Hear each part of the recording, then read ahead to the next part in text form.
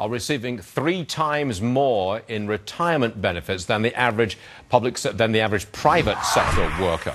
3 times as much. Vincent Vernuccio from the Competitive Enterprise Institute joins us today. By the way, Margaret Thatcher had this figured out a long time ago, didn't she? She called them the enemy within public sector unions. But look, let me get to this number. This is from the Bureau of Labor Statistics, looking at retirement benefits all across the country.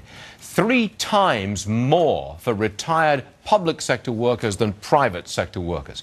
You know, Vincent, this cannot go on. The unions have to be confronted. There's got to be something done here.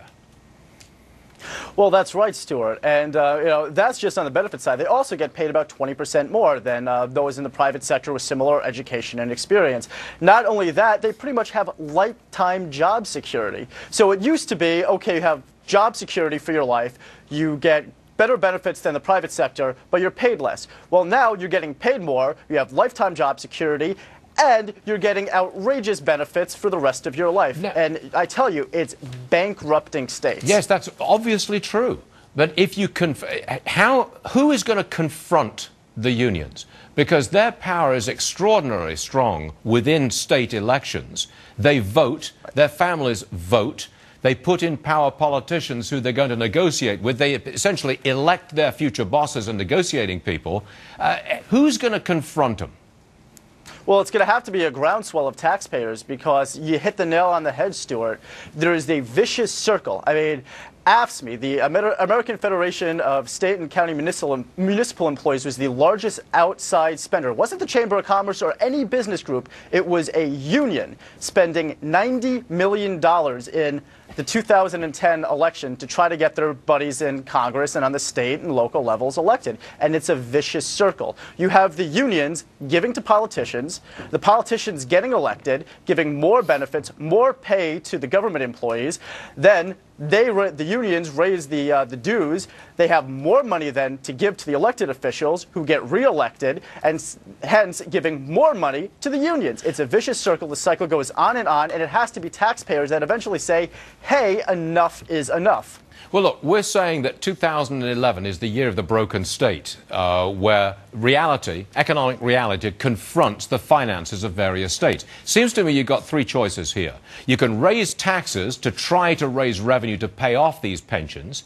You can cut services, health, education, benefits for the police force and firefighters. You could just cut them really drastically, or you can get a federal bailout. I put it to you, Vincent, a federal bailout is probably top of the list in expectations.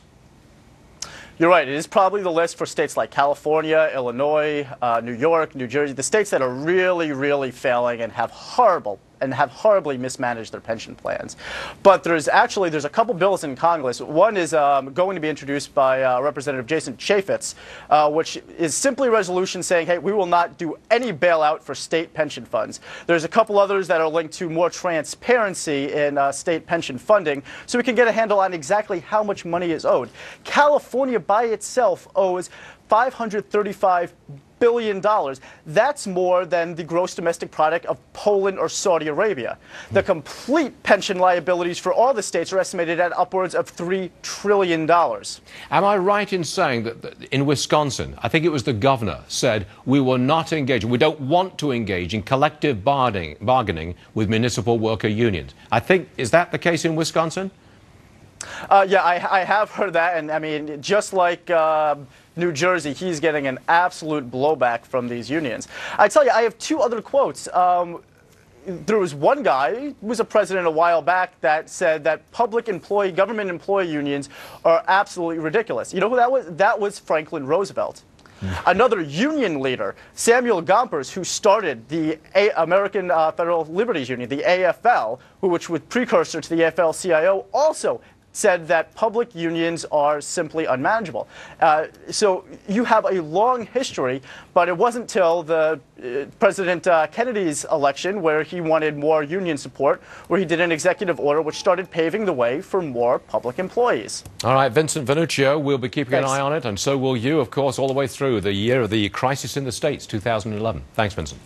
Next, the fight in the new year.